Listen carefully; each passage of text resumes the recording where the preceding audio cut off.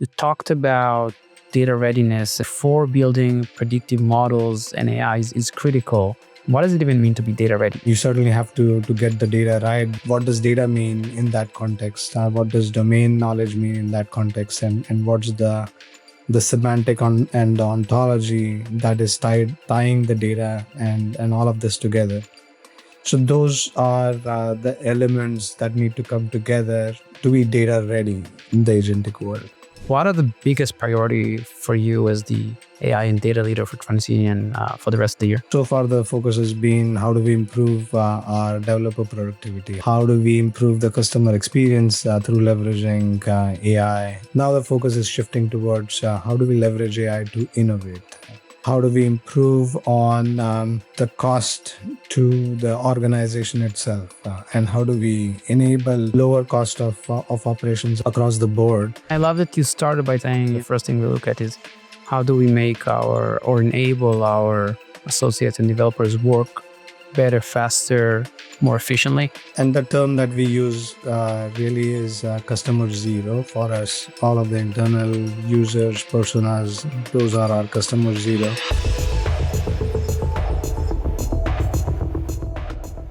Hey everyone, and thanks for listening to another episode of Data Innovators. Today I'm very happy to speak with Yogesh Joshi, SVP of Global AI Platforms at TransUnion. Yogesh, thanks so much for being here today. Roy, great to be here.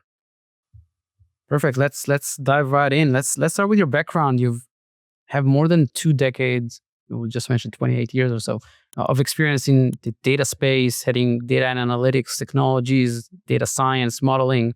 Most recently at AIG, Newstar, now TransUnion. Would love to hear a little bit more about your journey and how you came to being SVP of Global AI Platforms. Yeah, absolutely. Love to talk through that. Yes, really started my career in the late 90s, coming out of my undergrad in computer engineering. I was trying to figure out what to do next. I had my interests in software engineering, obviously. That was like a booming field. And wanted to start out in the research and the development side. So was lucky to find an opportunity to focus on software engineering. Natural language processing was a big thing at that time. Model-based architectures and model-driven generation of applications. So really focused on the first initial few years in building a lot of different tools, leveraging those techniques. And at that time, software engineering was an art, and what we were really trying to do was to figure out ways to convert that art into science. Mm-hmm. And as it turns out, we were able to push the envelope quite a bit through the initial few years that I was working in that sort of domain. This is where unified modeling language was a big deal at that time. We were all trying to figure out ways to represent the real world, the various business domains that we had interested in, and leveraging like domain specific languages or fourth generation languages to specify the behavior that would tie into these sort of domain specific models that we were building. And then taking those models and taking those fourth generation languages to generate the entirety of the application stack, all the way from user interfaces and user experiences down to APIs and services and the database layer. And we were quite successful with that sort of orientation. We had various different proof of concepts, essentially taking that approach and applying it to different class of problems, like on the banking and financial services side, generating banking and financial platforms, generating cross-border trading systems, and on different technology stack as well. Started out with the banking financial systems on Unix, the insurance systems on Windows and .NET. The cross-border trading settlement and straight-through processing on mainframes. So No the COBOL same. there. Well, no COBOL, but this is mainframes with CICS as sort of the transaction middleware. So we had like great success in taking that model and truly converting into value. And this is where I learned a lot. I learned a lot about the business domains. I learned a lot about technologies and learned a lot about how you could figure out ways to model the real world and the business applications. Mm. And in some ways, it's that same philosophy that has stuck through with me through the rest of my career. And I've always sort of leveraged and built on top of that in various other job profiles that I've been in since then. Amazing. So maybe really like kind of fast forward a little bit and then focusing on your role and team today at TransUnion. Tell us a little bit more about it. Kind of what is the team responsible for? How does it fit in the broader organization's priorities? Yeah, absolutely. So I come through an acquisition TransUnion did in late 2021. It was one of the biggest acquisitions TransUnion had for a company called Newstar. And I joined Newstar back in 2016. And prior to joining Newstar, had this experience working at a few large organizations, Experian being one of them as a credit bureau. Also AIG, insurance company, and in the insurance domain. A lot of that sort of experience was all oriented towards data and analytics and building distributed computing and scale of the distributed computing for outcomes.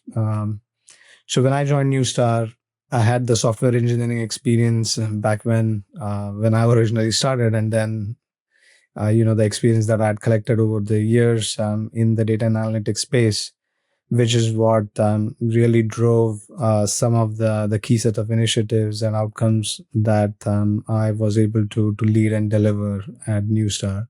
And part of that really was focused on building this notion of a common identity fabric that would power a number of different businesses that we had in the ecosystem across marketing and fraud and communications. And in part of that process of building that identity framework, we had to build platforms in order to bring data into the ecosystem, to manage and govern that data, to analyze that data, to understand the insights and gather insights from that data, and then convert all of that data into actionable insights that we could integrate into solution and customer flows. So that turned out into the platform capability, which is now what I lead at that TransUnion, and it's called OneTru. It's one platform that powers all of TransUnion.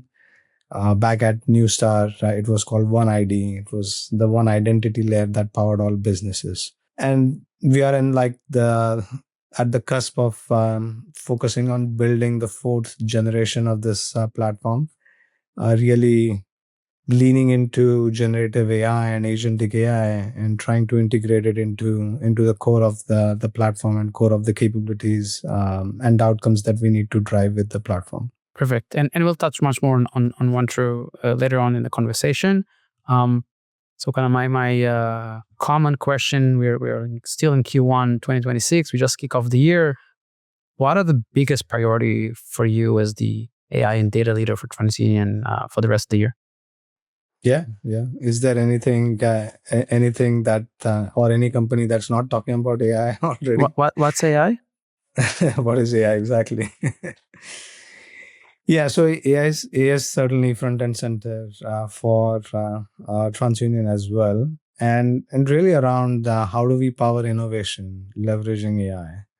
So far the focus has been how do we improve our developer productivity, how do we improve associate productivity, how do we improve the customer experience through leveraging AI and integrating it into the core of our products and our platforms. Now the focus is shifting towards how do we leverage AI to innovate. and how do we essentially grow the business value that we can bring for our customers and their customers. So that's really the focus area, primarily front and center. But at the same time, it's also about understanding how we scale our capabilities in a way where not only are we able to scale from and across all of the product areas that we enable and service, but we are also able to scale across all of the different markets that we operate in. And in parts, it requires a modernization muscle that we need to build and continue to sort of strengthen. So that's another sort of key set of priorities that we have. And then the third aspect is really around how do we improve on the cost to the organization itself, and how do we enable lower cost of operations across the board, so we can bring sort of the benefit of that out to our customers. And I love that you started by saying, the first thing we look at is how do we make or enable our associates and developers work better, faster, more efficiently. I think a lot of times is big teams starting to implement a lot of the new AI use cases. The big shiny thing is the external use cases. Let's do something that's customer facing, but I think oftentimes we find that the internal operation is not less important, or at least you accelerate the internal operation, and now you are enabling your team to deliver on the external ones much, much faster. And the term that we use really is customer zero for us. All of the internal users, personas, those are our customer zero. Oh, I'm definitely going to steal this now. That's a great, yeah, a great term. absolutely. If we can't prove value internally, then there's no point in bringing any of these capabilities out to our real paying customers. Customer zero. Remember where you heard it first from Yogesh over here. Perfect. Let's we'll get back to Agentic and OneTru in just a little bit, but I want to take you one step back. We talked about your career. You've led a couple of major as a service transformations, data as a service at Neustar and AI as a service now at TransUnion.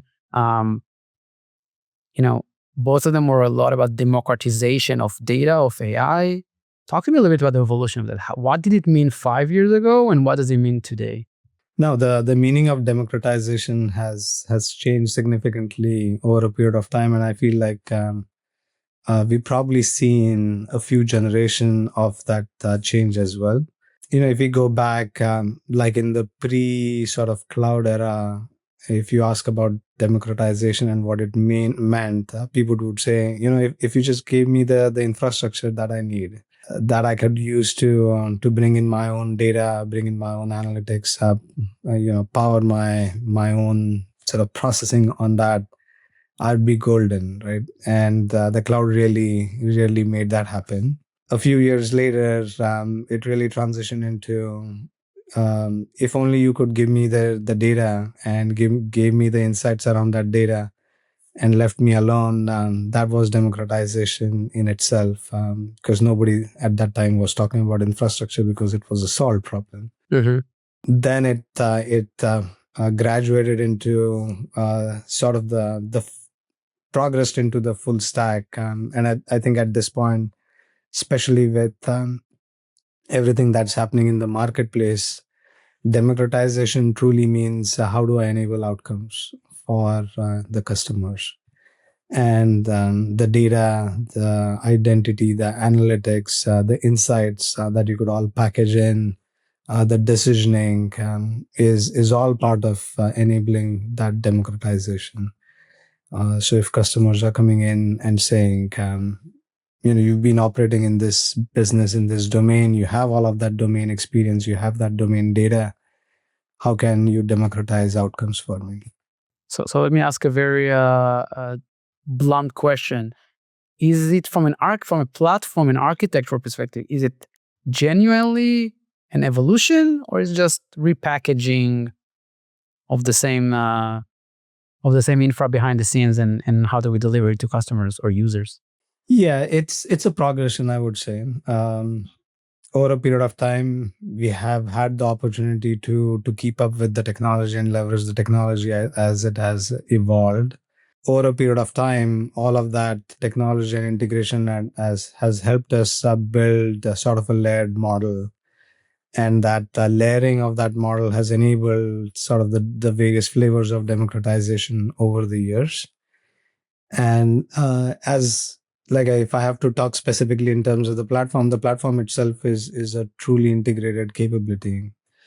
So we're not offering like discrete set of capabilities for discrete set of functionality. It's all integrated together, and it feels like a platform because that's what it is. It is built ground up as a platform, and that was built for a specific reason, because we know eventually customers are going to focus only on the outcomes. Nothing else really matters if we can't get the outcomes delivered to our customers. So that aspect has changed quite a bit, whether it's in terms of the data, whether it's terms of the identity, whether it's terms of the domain knowledge and the domain experience that we are able to package in, the talent that we are able to leverage in order to build those set of capabilities in. And today, like in the world of agentic AI, I think that becomes sort of the core of what would drive the adoption. How do we enable or automate agentic workflows? And the core to doing that is bringing all of these set of elements together into like an ontology and knowledge graphs that have all of these elements integrated together, and then all you're doing is powering your workflows on top. So yeah, I think that's a great segue. Let's talk a little bit more about agentic and what does it actually mean. In your information week piece, you talked about data readiness and how data readiness, before building predictive models and AI is critical. What does it even mean to be data ready in the world of AI? I think data over the period of time over the last several years, the importance of data has only grown. The data and the quality of the data, the governance controls around that data have only gotten importance in value.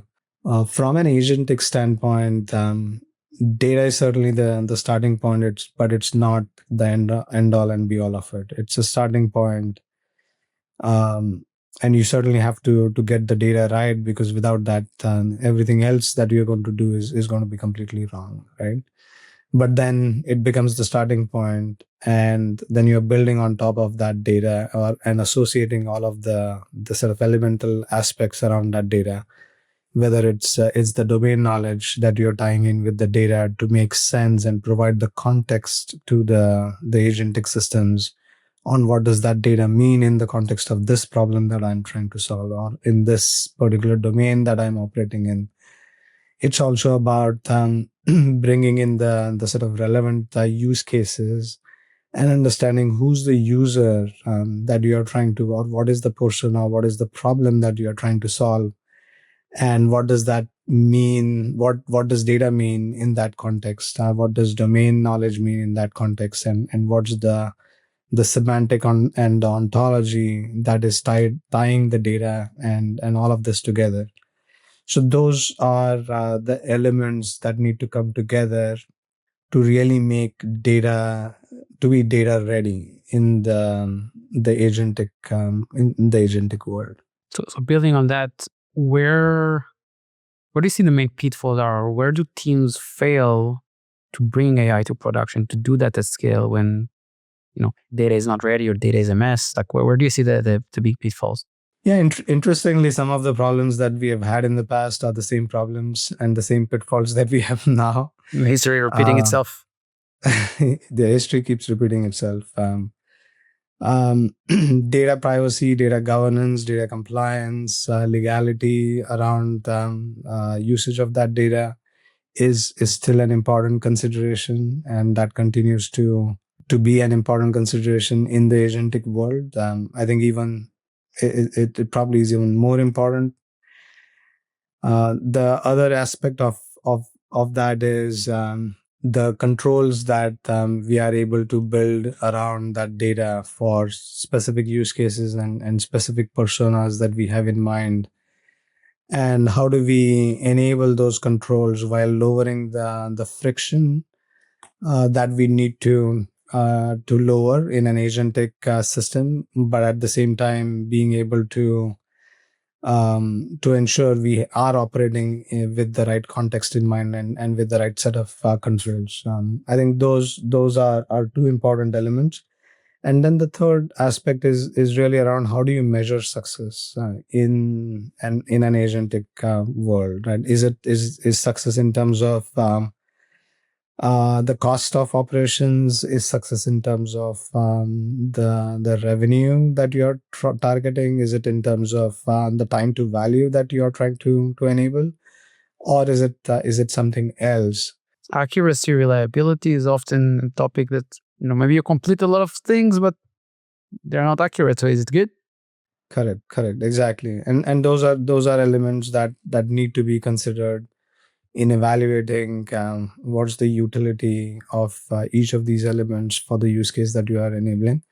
And it could turn out you may not need AI at all to for that class of problem that you're trying to solve, and your traditional approaches were much better, more effective, more efficient than trying to apply or forfeit AI in those scenarios. I fully agree with this last comment. I think obviously today, again, everyone is talking about AI, agentic, a lot of buzzwords out there, but for many use cases, the traditional ML, traditional, even heuristics at some points are good enough, potentially much more deterministic and actually get the job done. So I think as folks think about AI use cases, where do we actually need to apply it? How do we actually leverage that? I think there's some real consideration about what's truly agentic and where does it actually add value versus the more traditional approaches. And there are some of it that 100% completely unlocks the value, but those are need to be called out specifically, I think. Yes, absolutely. So in a different article in, I think it was CIO.com, you kind of said agentic AI changes everything. We traditionally relied on combination of people, processes, technology. Now everything is changing. What is it actually changing? How does agentic changes engineering and IT? Yeah, that's a great question, and we are trying to figure the extremities of those as well. But in a truly agentic world, what what's really happening, at least in my mind, is we're going through this notion of a shift left Mm-hmm. process. Over a period of time, we've gotten into a lot of specialization of roles and specialization of responsibilities. And as information is more readily integrated, more readily sort of curated and integrated in a way where we now have the ability for developing these agents and generating these or targeting these agents for specific class of problems. The the notion of specialization is, in my mind, is kind of going to die slowly, and we are going to be moving more towards the generalization. We see that happening on the software engineering world, for example.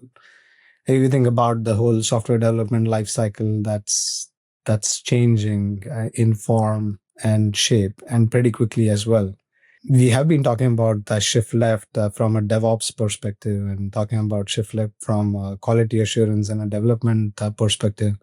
But with the introduction of AI and what these tools are now and models are now able to do, I think the focus really now comes down to the key aspect, which is around what is the end outcome that you're trying to achieve. What are the requirements and the specifications that we not ought to be focused on for those set of outcomes to be achieved, and what are the technical and the architectural design set of elements that we need to consider. And as long as we are able to define that more concretely, everything else is just generation. right? That goes back to my sort of the first and earlier my career experience around model based architectures and model driven code generation. We're slowly going back to the place where as long as we are able to define and articulate what a domain is and what is a business system and the set of requirements and encode those in a specification, everything else can just be generated in a single shot. So in the same article, you mentioned availability, reliability, scalability, performance at the lowest cost. So all of those are critical measures for IT operations, data operations. How does Agentic affect those KPIs today? Yeah, that's a great question. I think we are getting to a place where we are now enabling this democratization of software and the ability for anyone and everyone to be able to be great software engineers, but with an asterisk on top, right? Like we are able to generate a lot of software. The question is, what happens with all of this software that is getting generated? How do you ensure that the software itself is getting generated from an operations excellence in mind? And that comes down to all of the non-functional aspects, which is around the availability and scalability and reliability and scale and performance and operating at a lower cost of ownership. So those are the elements that still need to be front and center. I'm sure there will come a point where we are able to encode and abstract and articulate all of the elements, the non-functional elements, as well as part of what we expect is the behavior to be generated for the systems. But until that happens, there's a lot of code, a lot of set of code that is getting generated, which now needs to be deployed and managed on an ongoing basis. And that focus is shifting like top on the requirements or the top of the funnel and the bottom of the funnel. So sprawl of code or apps or pipelines that are now almost either highly AI generated or heavily AI generated or even autonomously generated. Do you see agentic AI operating almost autonomously in the engineering environment, deploying new code, testing new code, verifying it on its own, and maybe having a feedback loop there to continuously do that? Yes, yeah. And that's happening already in a lot of different organizations. Companies are leveraging the deployment, the build and deployment aspects, and the agentic enablement of that. The focus now is shifting towards AI ops and how do we leverage AI for operating the systems that we are deploying. It's still early days, and there's a lot more that needs to happen over there. Ultimately, no one wants to compromise the revenue and the value that the customers achieve through all of that infrastructure and code that's executing our production systems. Yeah.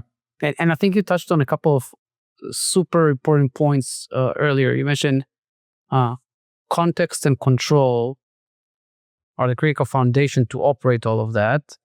So as teams or leaders now think about how do we bring agentic capabilities autonomously as possible to production systems, traditional engineering, data platform, with this kind of context and controls, what are some of the biggest misconceptions or potential risk that they are running into when trying to do that? I think it comes down to understanding what the full scope of the impact may be when we consider a context or when we consider the boundaries of the control. Mm-hmm. It's hard to get it right because you need extensive knowledge of that particular domain or of that problem that you are trying to solve truly understand what is the context that you want to activate for your agentic systems, and what are the boundaries of the control, and how do you make sure that there are no bullet holes or no cracks in those two elements. Uh, and if you don't get the context and the control right, then you are going to see the behaviors where your agentic systems are either not performing to the level of expectation that you have, or they're just giving you the incorrect, or they're leading you on the incorrect path. And that won't be a great situation to be in. And I think as you talk about it, it's really this notion of how do we leverage AI for data or for IT, and then how do we leverage data and IT, obviously, for AI, right? And it's almost a circular loop if you think about it from a strategic point on leveraging agentic to better optimize, better drive reliability, better driver availability, that in turn then brings AI in a more democratized way and could deliver faster. There's I guess a lot of bootstrapping happening all across the value chain.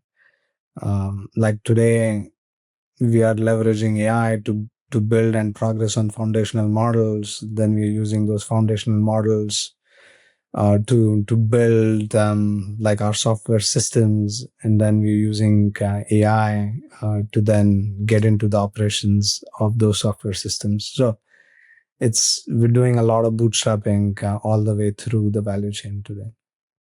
Absolutely. So let's take it one notch further, maybe. Let's talk about OneTru. Obviously, your flagship platform today at TransUnion for AI-powered data collaboration, really bringing holistic view of the customer in one place. Maybe share with us a couple of the biggest highlights for OneTru from the past few months. Yeah, absolutely. So I guess first and foremost is about how do you bring all of these set of elements that form our value chain. We are an information insights company. We pride ourselves in delivering value through our data, our identity, and insights. And the key notion for us is to be able to integrate and enable that value chain in a way where we are able to leverage it for delivering all classes of problems that we are trying to solve for our customers. Whether it's being able to assess the credit risk of our customers on the credit domain, or we are able to identify the right audience that we want to target for credit or for marketing, or we are able to identify whether the customer or the entity on the other end of the transaction is the entity that they claim they are, and whether we should increase the friction or lower the friction as part of that interaction. So there's a whole slew and a whole class of problems that we are trying to address, and we're trying to address that through a common capability that we're building in the platform, and then leveraging that capability to enable all of these different use cases.